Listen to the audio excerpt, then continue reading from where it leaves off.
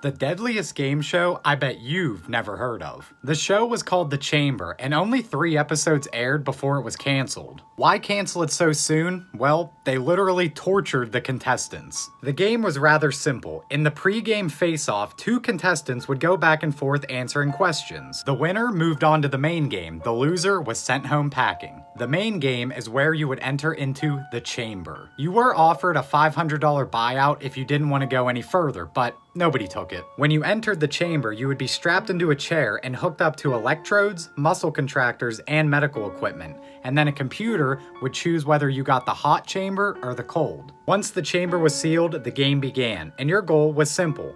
Answer as many questions as quickly as you can while surviving the environmental torture that was thrown at you. In the hot chamber, they could increase the temperature up to 170 degrees Fahrenheit. Simulated earthquakes would also shake the chamber, going up to a 9.5 on the Richter scale. The more you progressed, the more the muscle contractors would activate. The chair would move back and forth, up and down, and rotate in complete circles. They would even drop the oxygen levels in the chamber, as well as blasting you in the face with winds up to 140 miles an hour. The cold chamber was equally as torturous. Honestly, if not worse, the temperature could drop to negative 20 degrees Fahrenheit. In the cold chamber, instead of rotating the chair, they would be sprayed with water jets, causing ice to form on the players. The game would end in a few different ways. If you answered 2 questions in a row wrong, you were out.